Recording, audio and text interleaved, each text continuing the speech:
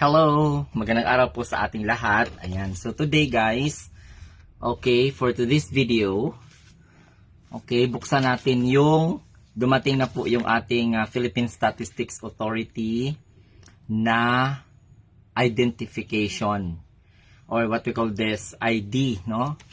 So, 'di ba, ang iba naghihintay po ng national ID. So ito na po ang aking national ID. Galing po sa Philippine Statistics Authority. So, ngayon lamang po namin na kuha. So, siguro yung iba sa inyo hindi pa po dumating ang inyong mga ID. Okay? Hintay-hintayin nyo lang kasi darating talaga yan. So, ngayon titingnan po natin ang ID. Titingnan natin kung papel ba to or parang parang naka-card na talaga siya. So, titingnan natin guys, ha?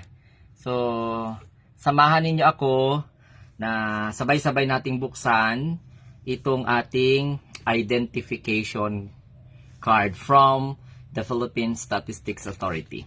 Okay? Sige, titingnan natin kung ano po ang laman nito. Papel pa ba ito or nung naka-card na talaga siya? Okay, sa mga hindi pa po dumating, hintayin nyo lang. Darating talaga yan. Okay guys, ayan, buksan na natin. And syempre, let us wait. Ay, okay, very good. Ang ganda, promise. Ayan, so do not throw away this letter. Ayan, so ito na po guys, yung ating identification. Mayroon siyang nakalagay dito na mga sulat. You are now successfully registered to the Philippine Identification System. So, mayroon tayong mga reminders. Mayroon tayong your PSN or is permanent and confidential. Do not close it to anyone unless required by law. Ayan, so dapat hindi daw ito Okay, for your safety, use the public version of your PSN for identity verification purposes. Images between the PhilSys card number printed on the front of your PhilID. Ayan, may mga ID siya. Sige.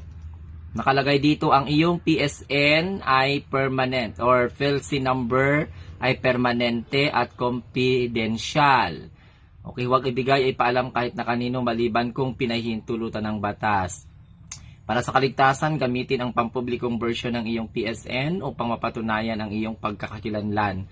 Maaari kang pumili sa pagitan ng PhilSys card number na kalimbag sa harap ng iyong Philippine ID o sa iyong alias PSN.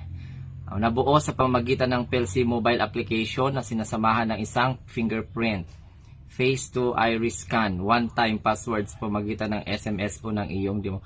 Ito na lang gagamitin natin. Ayan guys. Maganda na siya. Ito ang iyong opisyal na dokumento ng pagkakakilanlan mula sa pamahalaan ng Pilipinas. Upang mapangalagaan ang iyong privacy, iwasang ibahagi sa iba ang larawan ng iyong PhilID sa social media. So, wag i-post sa social media guys. Okay? Ang QR code sa likod ng PhilID ay naglalaman ng iyong demographic information at PCN, kalakip ang digital signature upang maiwasan ang tampering. Ayan, meron tayo. So, hindi po ito guys hindi po ito siya pwede i-post sa FB. Ayun, ha. Nakalagay dito.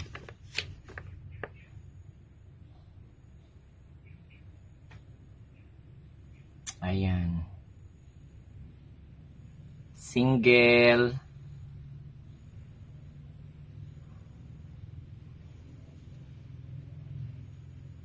Ayan. So guys, itong itsura. Ayan. So hindi siya kailangan yan. Ito na guys, ang ating ID. So, permanent na talaga siya. Ayan. Permanent na. So, hindi po siya pwede i-post sa social media. Okay, for your safety. So, ayan na guys. Maraming salamat at sa kahit papano dumating na po ang ating ID.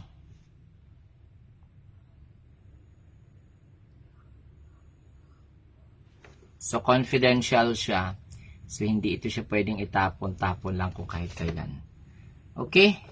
So, nakalagay kasi dito guys, your field ID is non-transferable. Any person who utilizes it unlawfully shall be punished under Section 19 of Republic Act number 11055. Ang registered minors are required by law to renew their field and update their biometrics at ages 5 and 15. Renewal is free for charge. For more information, visit to fill SCYS government. Ayan, ganon. So basta guys, hintayin nyo lamang po, darating din po ang inyong ID. At least nandito na. Charan. So pwede nyan itong gamitin for the transactions. Republika ng Pilipinas, Republic of the Philippines, Pambansang Pagkakailanlan or National ID. Ayun. So, permanent na ito siya, guys. Diba? Parang kontrolado na tayo nito kasi nga permanente na, di ba? We are all controlled. This is what I am telling before. Diba? Pero wala tayong magawa kasi ang mga tao kasi ay hindi man maniniwala. So darating ang panahon that all human beings are controlled by the computer. All information that we have can be accessed through computer. So that is one way of controlling human being. Unlike before, right? So too much technology can cause human being vanish. Diba? Can cause human being controlled by the government, controlled by anybody, and that's reality. Okay? Itong Philippine National yung ating national identification card, this is one way of controlling all of us, guys. But wala tayong magagawa dahil this is mandated by the civil law. So, ayun. This is one way of controlling human being, guys. Not to do whatever they wanted to do in accordance to their free will, in our free will, kasi nga, kontrolado tayo. Pero darating pa yung, for example, cashless society, yan, isa yan sa mga control.